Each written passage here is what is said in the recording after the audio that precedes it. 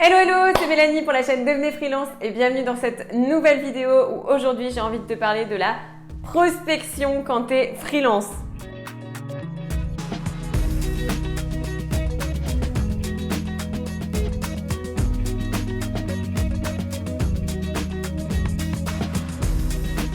Franchement, entre nous, la prospection, c'est l'horreur. Alors, pourquoi je dis ça? Parce que j'ai déjà été commerciale itinérante et on m'a déjà demandé forcément de faire de la prospection, donc la prospection pure et dure quand tu es commercial. Ça peut être prendre ta voiture, aller chez le client, toquer chez lui alors qu'il ne te connaît pas, te heurter à la dame de l'accueil qui te dit eh bien il n'est pas là, ou il n'a pas envie de vous rencontrer, ou il n'a pas le temps. Enfin bref, tu as toutes les excuses possibles, imaginables pour que la personne, tu la rencontres jamais.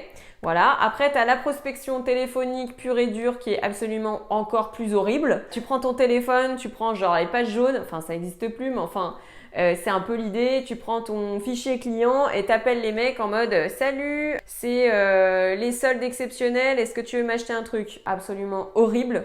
Horrible parce que déjà tout le monde s'en fout de ce que tu as envie de vendre comme ça au client. En plus, tu tapes à la mauvaise porte parce que tu ne réponds pas forcément aux besoins réels du client, sauf si éventuellement c'est un client qui te commandait déjà des choses et dans ce cas, ça peut être un réassort, mais là, c'est une toute autre démarche. En tout cas, moi, la prospection pure et dure que les commerciaux itinérants peuvent faire, moi, c'est quelque chose que vraiment je déteste. Et pourtant, j'adore rencontrer des gens, j'adore m'intéresser à ce que font les gens. Je suis quelqu'un qui pose aussi beaucoup de questions, qui est curieuse et tout. Mais alors là, ce point-là, je trouve que c'est vraiment désagréable au possible, que ce soit pour toi en tant que commercial et pour le client lui-même qui reçoit quelqu'un chez lui, qui rentre chez lui, qui a envie de lui vendre un truc alors qu'il ne le connaît même pas ni d'Adam ni d'Ève.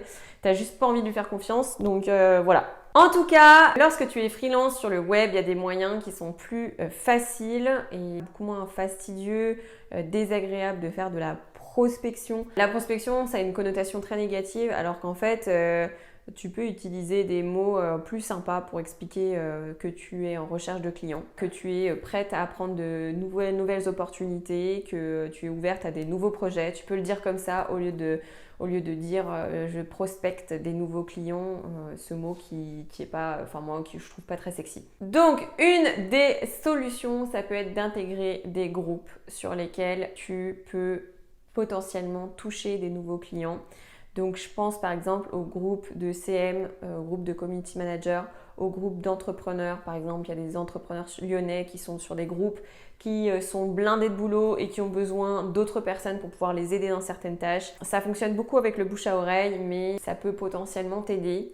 Perso, j'ai jamais trouvé aucun client avec cette méthode-là parce qu'en fait, quand il y a quelqu'un qui poste une offre en mode salut, j'ai un client qui recherche ça, est-ce que vous êtes dispo parce que j'ai plus de temps, je suis blindée? Eh bien, tu as une liste de genre 20 personnes qui te disent j'ai envoyé un MP, j'ai envoyé un MP, j'ai envoyé un MP et toi tu es là.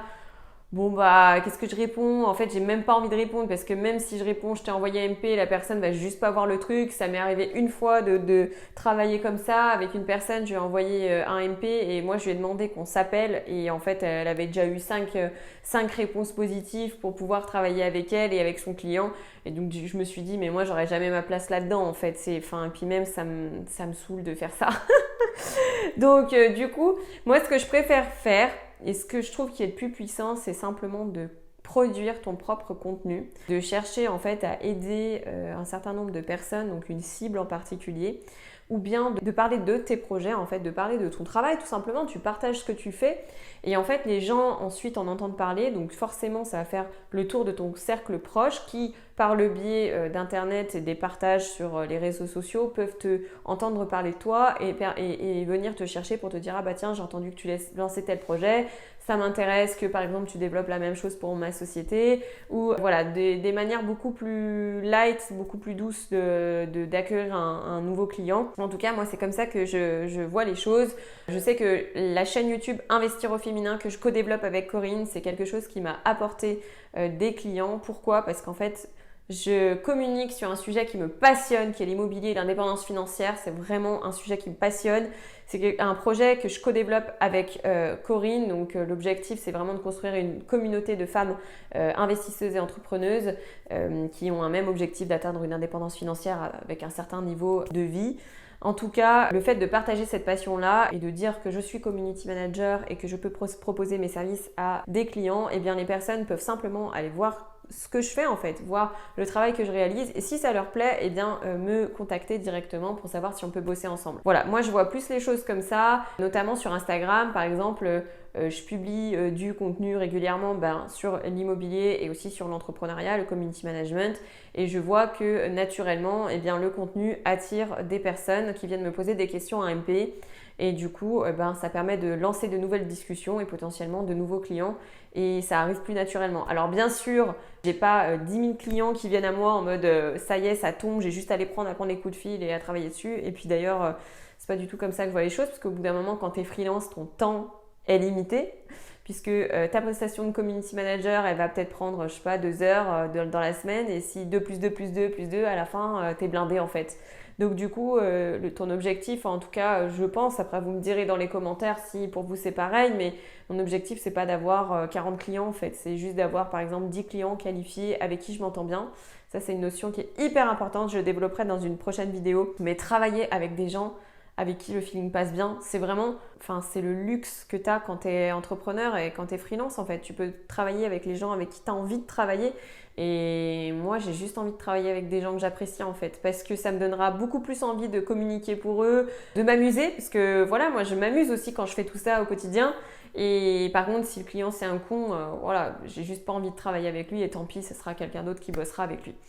Voilà, en tout cas, si vous n'aimez pas la prospection, ne vous inquiétez pas, vous pouvez très bien en fait tout simplement créer votre propre communication sur les différents réseaux que vous avez, sur vos réseaux préférés. Il y a ça aussi, il y a cette notion de réseau préféré. Moi, j'adore YouTube. J'aime beaucoup Instagram, mais j'adore YouTube, donc c'est là-dessus que j'ai envie de communiquer. Et voilà, choisissez vos réseaux et communiquez sur des sujets qui vous passionnent. Si vous êtes passionné d'écologie, eh bien, parlez d'écologie. Et en fait, ce qui est important, c'est de montrer que vous savez communiquer sur un sujet, une thématique, et que vous pouvez être passionné par ce sujet, et ça attirera forcément des clients à vous. Et puis, bien sûr, d'avoir une offre claire, ça aide aussi, bien évidemment, chose qu'on développera un peu plus tard, puisque moi aussi, je dois travailler sur mon offre. Voilà. Donc, je vous souhaite une belle journée. N'hésitez pas à mettre un petit pouce si vous avez aimé cette vidéo. À très vite. Salut, salut.